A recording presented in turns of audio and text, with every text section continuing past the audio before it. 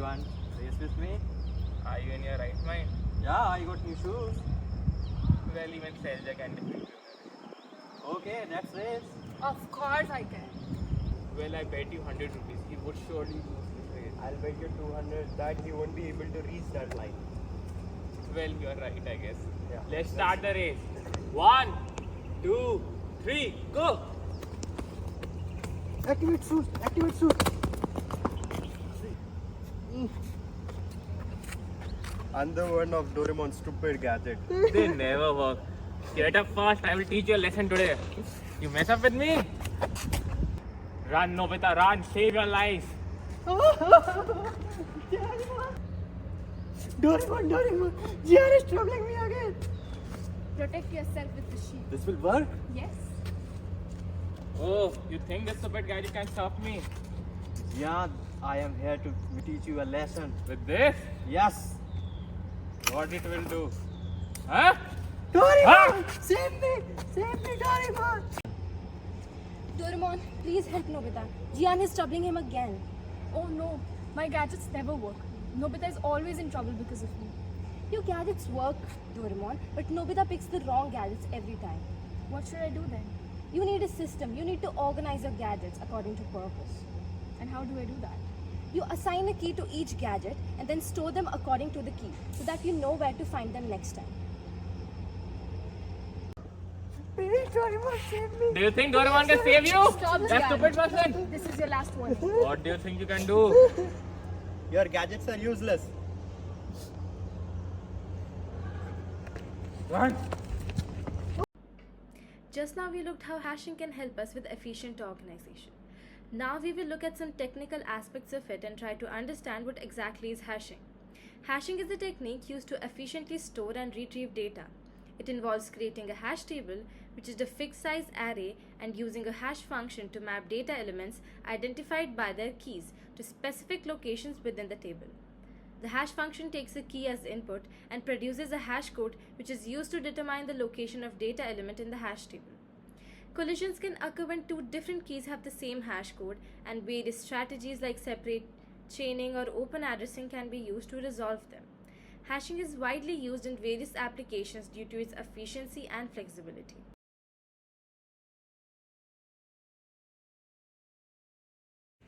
However, hashing comes with a few challenges, the most notable being collisions. I am Sailaja and I will be talking about collision and its resolution techniques. A collision occurs when two or different pieces of data are assigned the same hash code and therefore the same index in the hash table. For example, let's consider the data set 12, 20, 24, 39, 43, 54 and 75. Suppose we use a hash function that calculates the index using a formula like k mod 10, where k is the key and 10 is the number of slots in our hash table. This means each number is divided by 10 and the remainder is used as the index. Here, using the function, both 24 and 54 would map to the same slot number 4. This is collision.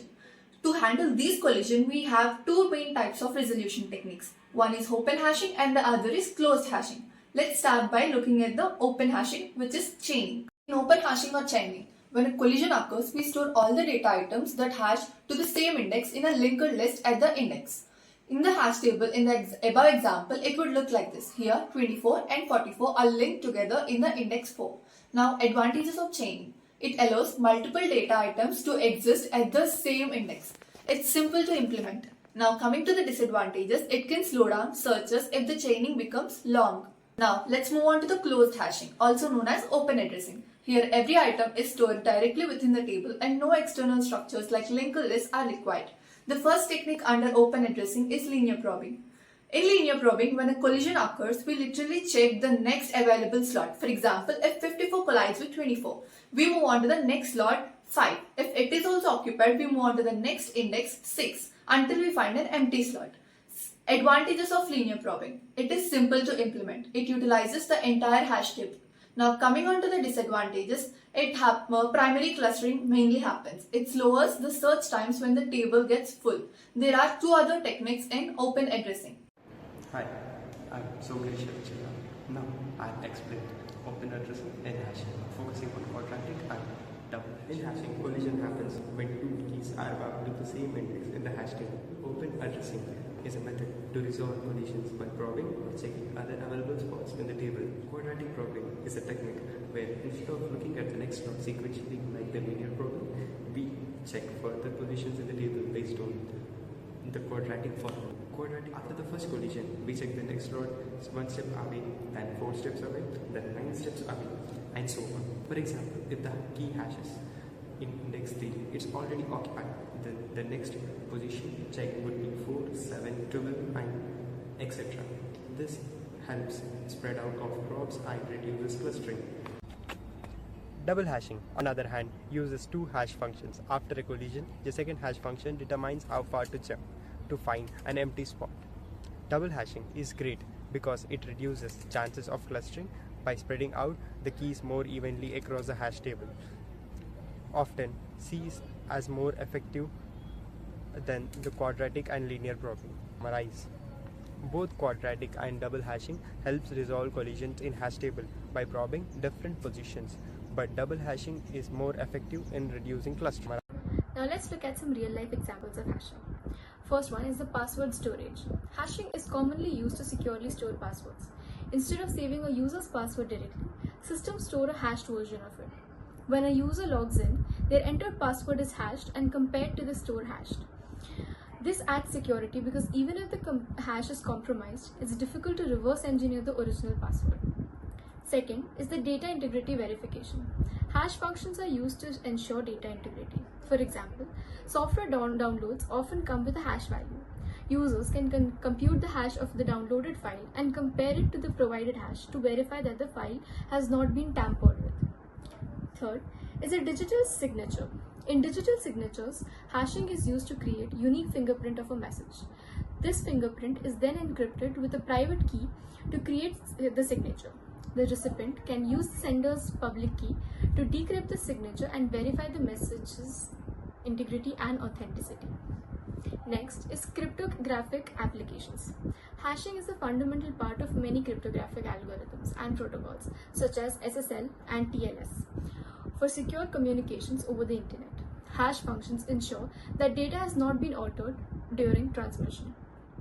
Hashing operations typically involve the following key actions. First one, put insert. This operation involves adding a new key value pair to a hash table. The key is hashed using a hash function to determine its index in the hash table, and the value is stored at that index. Get retrieve. This operation retrieves the value associated with the given key. The key is hashed to find the index in the hash table where the value should be located. Third is locate remove. This operation removes a key value pair from the hash table. The key is hashed to locate the index where the value is stored, and the pair is then removed. If there are collisions, the hash table's collision resolution technique is used to find the exact location of the value. Hello sir, I am Professor and my roll number is IK45026 and I am here to explain the program based on the hash tables. I would like to welcome to the song recommendation system, a Python-based program that recommends music based on the history of similar users. The first step is hashing song titles. Now every song has using the SHA-256 algorithm, creating a unique fingerprint for each track. This allows efficient storage and retrieval of song metadata. Now you can see in this visual that shows that a block of code highlighting the hash song function. This shows an example of hashing a song. Now this visual highlights the code that initiates the user data. Next, we have a pre-filled data set of users and the song listening history. Each user listens to a collection of songs, and for each song, we store its title, address, and genre. This visual shows the block of code that populates the hash table. Now, the hash table is populated with the song data. Each song is identified by its unique hash, and its metadata is stored in this table. This visual highlights the code for the find similar users function. Now, to recommend songs, the program first identifies similar users based on said music genres. It counts how many genres the target user and other users have in common. This shows a comparison between user 1 and user 2 music taste, indicating common genres for example pop. Now once similar users are traced and found, the program recommends songs that those users have listened to, but the target user haven't. This was an example of song recommendation for user 1. The program also allows you to add new users by entering a new user ID. A blank playlist is created for that user. This piece of the code is for adding songs to an existing user. Now you can also add songs to a user's playlist by specifying the song's title, artist and genre. The program will then hash and sends this song for future recommendations. Now this visual code shows the code for the main menu. Now the main menu offers several options, including getting song recommendation, adding new users and adding new songs to users. The program keeps running until the user chooses to exit. That program is running in the terminal where a user requests song recommendation. Now let's see the program in action. First, we will request song recommendations for user 1. On my right side, here we can see the output for user 1. Now, based on the similar users, user 1 is recommended the songs Levitating by Dua Lipa and Bad Guy by Billie Eilish. On my left side, you can see the piece of my program which is incorporated to interaction for adding a new user and a new song. Now we can also use a new user 6, and we can also add a song to this playlist, which shows that this user has, when he opened the app, he has listened some music of his own taste. Here we add Peaches by Justin Bieber, which we can imagine that the user has listened this song. This piece of program is used to exit from our program. Finally, when you are done with all of this, simply select option 4 to exit the program. And that's how our song recommendation system works.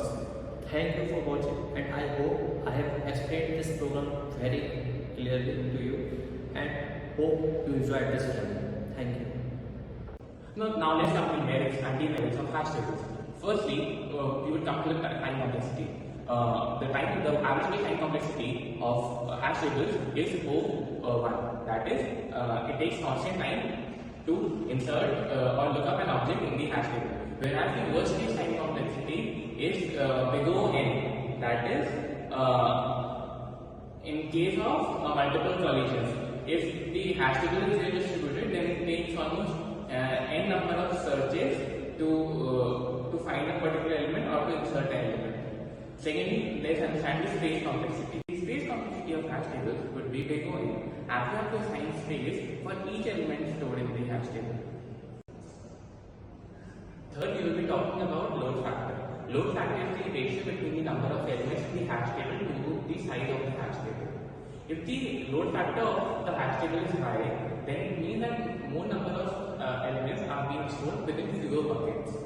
In order to optimize this, some hash tables automatically resize themselves if the load factor crosses a certain threshold. Now let's understand the demerits of hash table. First comes the concept of collision.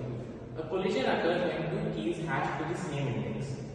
Well, when two keys hash the same index, we can optimize this problem by using open addressing or chaining. But in this case, it slows down the operation by a significant amount of time. Second is wastage of memory. Hash tables can use excessive memory, especially when the table size is significantly greater than the number of elements. Now let's come to the ways in which we can make improvements to the hash tables. First, come dynamic resizing.